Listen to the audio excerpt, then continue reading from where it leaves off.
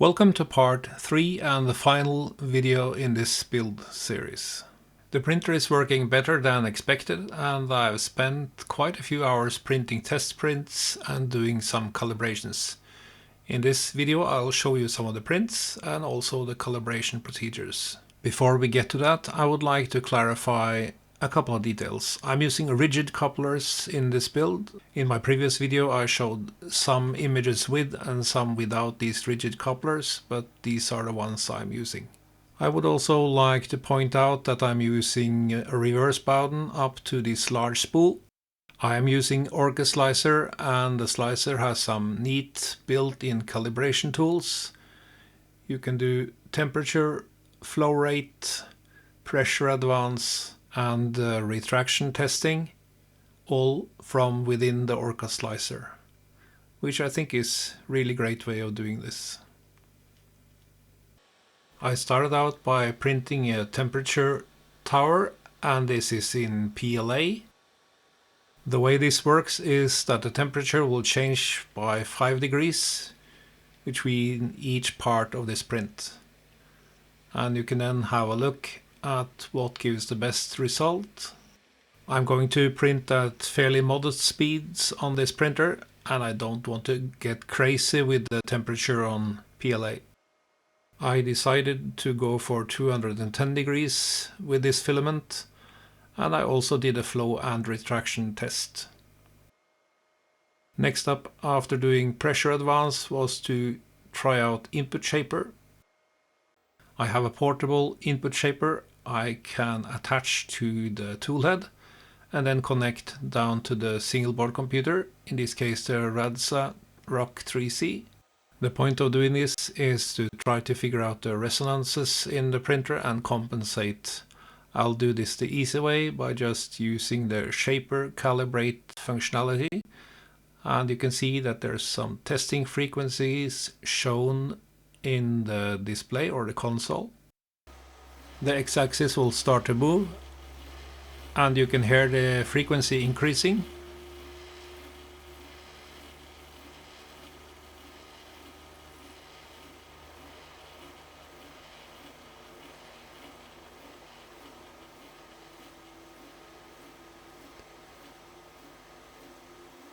This test continues until the frequency is 134 Hz. It will then start to do the same thing on the y-axis.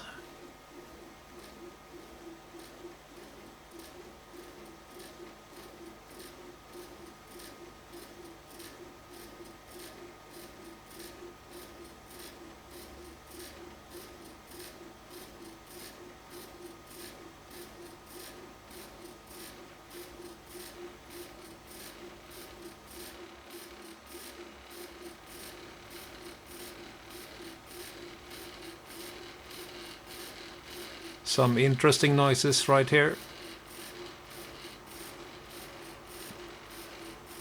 And then decreasing again.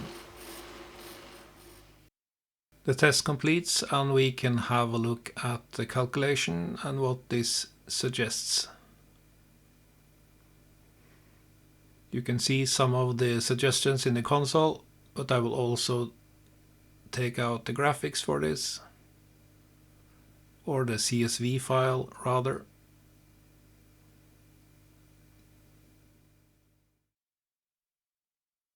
And we can do a save config and get this into the printer CFG file. And these are the stored values. I can then just edit that into the printer CFG file.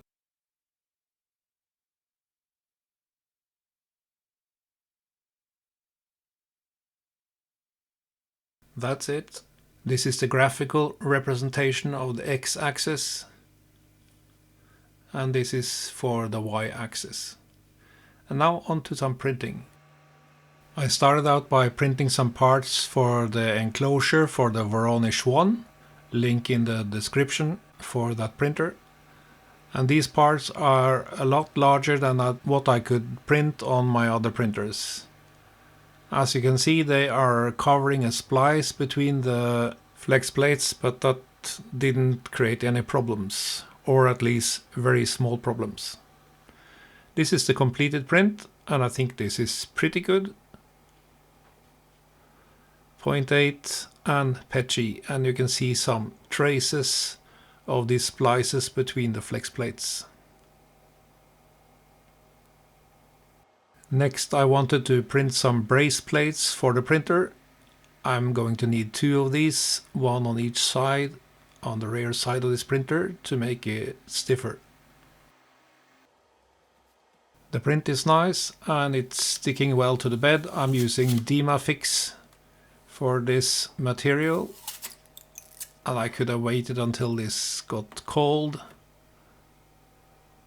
There's some Dimafix on this plate. I can wash that off with cold water, but still very nice print.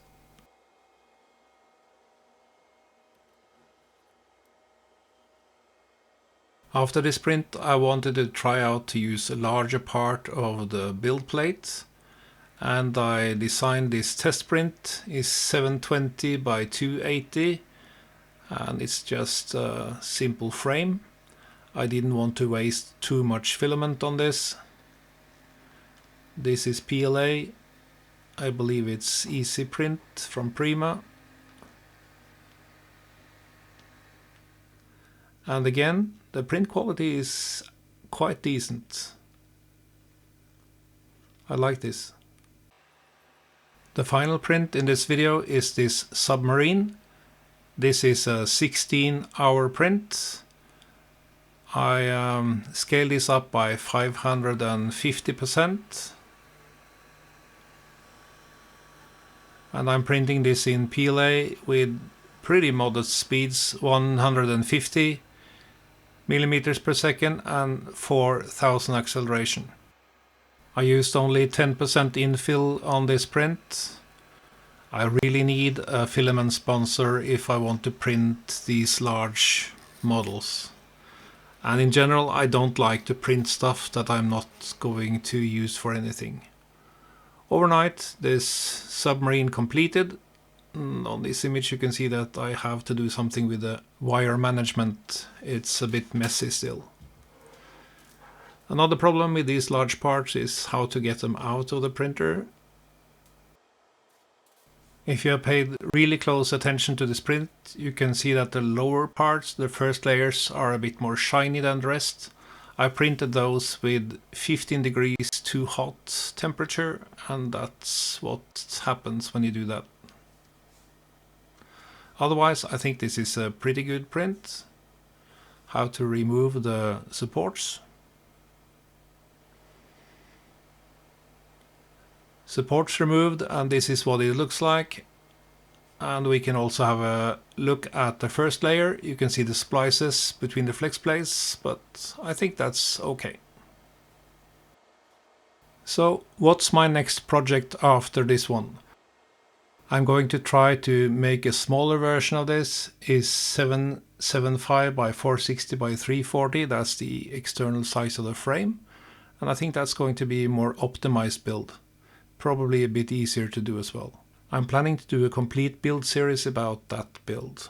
I hope you'll join me for that, and goodbye for now.